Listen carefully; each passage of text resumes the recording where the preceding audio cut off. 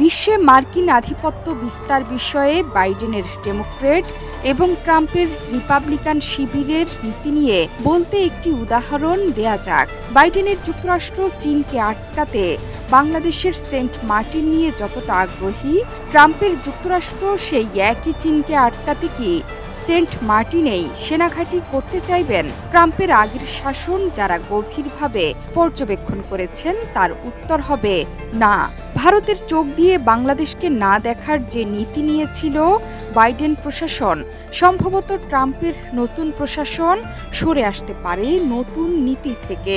ধারণা করা হচ্ছে বাংলাদেশ প্রশ্নে মার্কিন নীতিতে ভারতের স্বার্থ ট্রাম্প আমলে নেবেন।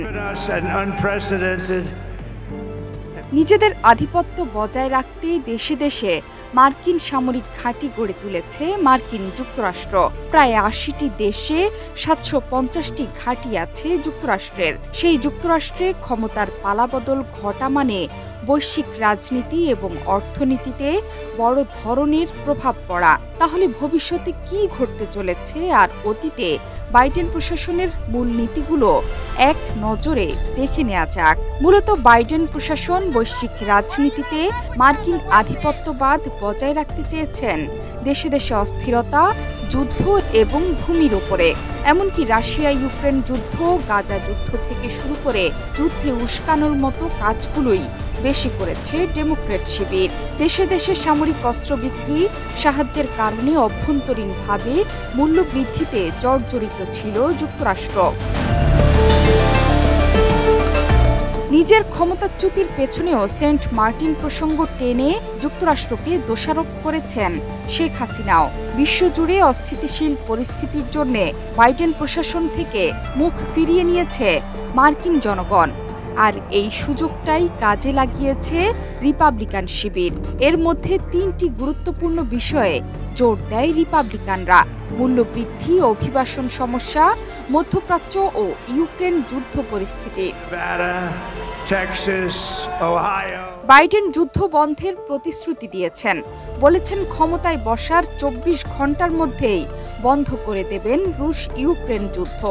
পাশাপাশি রুশ প্রেসিডেন্ট ভ্লাদিমির পুতিনের সাথে তার ভালো সম্পর্ক, সেই সাথে ভারতের প্রধানমন্ত্রী নরেন্দ্র মোদীর সাথেও ট্রাম্পের সম্পর্ক বন্ধুত্বের পর্যায়ে। ট্রাম্পের আগমনে ভালো নেই ইউরোপীয় নেতাদের মনও, কারণ ট্রাম্পের প্রথম মেয়াদে বেশ কিছু গুরুত্বপূর্ণ আন্তর্জাতিক ইস্যুতে ন্যাটো সহ ইউরোপের নেতাদের মতপার্থক্য সৃষ্টি হয়েছিল। ট্রাম্পের উদ্দেশ্য যুদ্ধ নয়, ব্যবসা। স্বার্থ বাদ দিয়ে কারোর সাথেই বন্ধুত্ব করবেন না নবনির্বাচিত প্রেসিডেন্ট। এক্ষেত্রে ট্রাম্পের প্রধান হাতিয়ার ট্যাক্স বৃদ্ধি। এই প্রসঙ্গে বিশেষজ্ঞরা বলছেন, ট্রাম্প এবার রাশিয়াকে ছেড়ে চীনকে ধরবেন। যদি তাই হয় তবে সেটাও ভারতের পক্ষেই যাবে, কারণ ভারত ও রাশিয়ার ক্রমবর্ধমান ঘনিষ্ঠতায় বাইডেন প্রশাসনের মতো ট্রাম্প প্রশাসন এ নিয়ে চাপ দেবে না। তবে অভিবাসন প্রশ্নে ভারতের প্রতি ট্রাম্পের মনোভাব কঠোর হবে।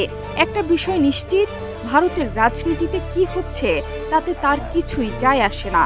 অন্যদিকে প্রথম মেয়াদে চীনের ব্যাপারে ট্রাম্পের দৃষ্টিভঙ্গি দ্বিতীয় মেয়াদে আরও কঠোর হতে পারে বলে আভাস মিলেছে। বিশেষ করে বাণিজ্যের ক্ষেত্রে চীনের ওপর নতুন চাপ বাড়াবেন ট্রাম্প। চীন থেকে রপ্তানি হয়ে আসা পণ্যের ওপর নতুন নতুন কর আরোপ করা হবে। বিশেষ করে মার্কিন বাজারে ইলেকট্রিক ভেহিকল, সোলার উপকরণ, মোবাইল ফোন প্রযুক্তি রপ্তানির ক্ষেত্রে বড় বাধার মুখে পড়বে চীন। এই বাধার মাধ্যমে চীনের সঙ্গে যুক্তরাষ্ট্রের প্রযুক্তি যুদ্ধ শুরু হতে পারে বলে আশঙ্কা তৈরি হয়েছে। মোট কথা, চীন সহ বিশ্বের বিভিন্ন দেশ থেকে রপ্তানি পণ্যের ওপর নতুন কর আরোপের মতো কঠিন সিদ্ধান্ত নিতে পারে যুক্তরাষ্ট্রের নতুন সরকার। জোহরা চৌধুরী সেতু, ৭১।